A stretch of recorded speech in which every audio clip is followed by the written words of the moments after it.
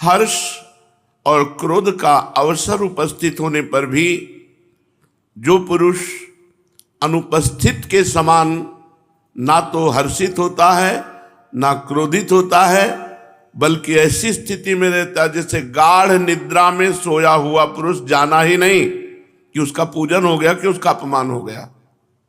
ऐसे गाढ़ चिंतन में प्रभु के डूबा हुआ है कि उसको पता ही नहीं चला।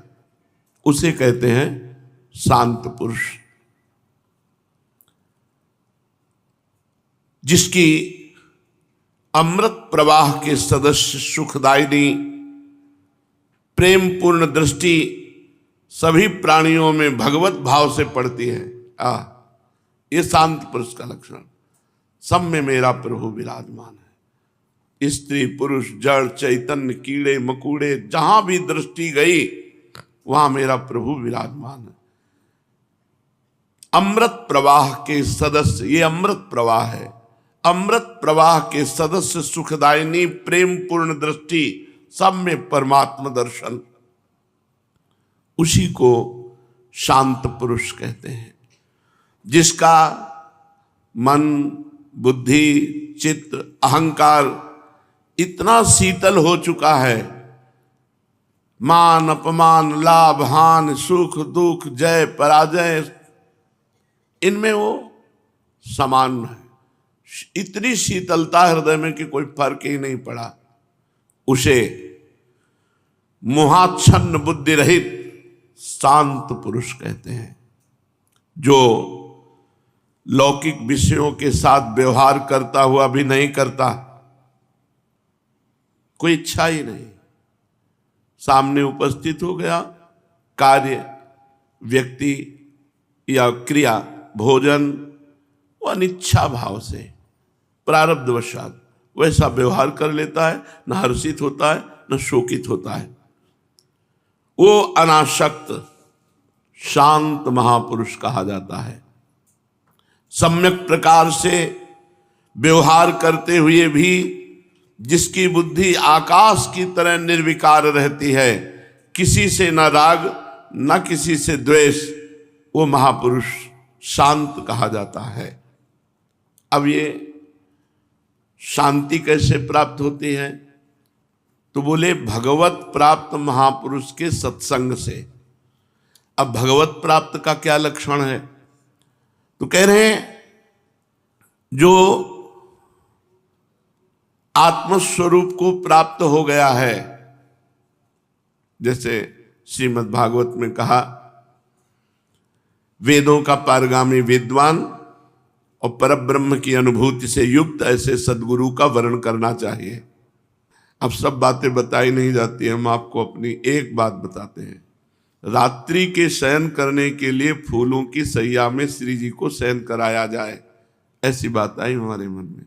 तो बिहारी जी के सामने जो डलिया में, तो सब ब्रजवासी जानते थे, तो शाम रात्रि के जब 9 बजे के बाद राधा वल्लभ जी की आरती के बाद, तो जो 2-4 डलिया समेट रहे होते उनसे कहते, तो बचे हुए फूल कोई 4 गुलाब के दे दिए, कोई 10 रायबेल के दे दिए, कोई एक माला भी दे देते। जब रात्रि में श्री जी के लिए पुष्पों की सैया लगाते तो आंसू गिरते कि लाडली, मुझ गरीब के पास आपकी सेवा के लिए कुछ नहीं है, श्री जी इसी पर शयन कर। उनको शयन कराते हुए जब चरण चापते, वो अपार सुख मिलता जिसका वाणी के द्वारा वर्णन नहीं कर सकते। श्री जी दैन्य सुख में है। अगर आपके अंदर दैन्य नहीं और यह है कि मैं 50 करोड़ का श्री जी को ऐसा, या श्री जी के अधीन अनंत ब्रह्मांडों के स्वामी प्रभु श्री कृष्ण है, प्रीति की रीति रंगीलो ही जाने, यद्यपि सकल लोक चूड़ामणि, दीन अपन पो माने। श्री जी काहे से रिझते? हमारे पास कुछ नहीं है श्री जी को रिझाने के लिए। ये रुपया पैसा, ये नाना प्रकार की भोग सामग्री से अगर श्री जी मुस्कुरा देती तो ये अपने भिक्षुकों को नहीं मिलती, अपने भिक्षुकों की झोली में नहीं आते। लेकिन श्री जी मिलती ही उसी को है जो पारिवारिक सुख, अर्थ सुख, साधना सुख का त्यागी होता है। कोई डरो मत। अगर कोई ऐसा कहता है कि तुम ये नहीं करते हो तो तुम्हारा पतन हो जाएगा, श्री जी नहीं मिलेगी, वो वासना का पुजारी बोल रहा है, श्री जी का नहीं। खुली बात है, श्री जी तो इतनी करुणामयी हैं, कैसे तुम्हें बताएं। तुम सोच करके केवल देखो कि आज श्री जी को मैं ये भोग लगाऊंगा, वो लग गया भोग। भावोत्सवेन भजताम रस कामधेनु। श्री जी प्रगट वस्तुओं की, अरे श्री जी के साधक जो होते हैं, ब्रह्मादिक के भोग 26 सम लागत ताई, नारायण ब्रज चंद की लगन लगी है जाए।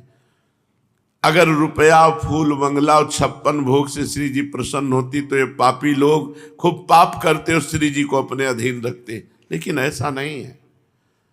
इस मायाकृत संसार का त्यागी ही श्री जी का अनुरागी हो सकता है। जगते भयो फिरे बैरागी, वृंदावन रस में अनुरागी। अगर श्री जी के रिझाने की तुम्हारे अंदर बात है तो सबका संबंध छोड़ो, सबकी आशा छोड़ो, श्री जी रिझ जाएगी। ये कभी कोई ऐसा अगर तुम्हें कहीं भी कह दे जाओ तुम्हें श्री जी कभी नहीं मिलेंगे, तो उसके पास है ही नहीं देने के लिए श्री जी।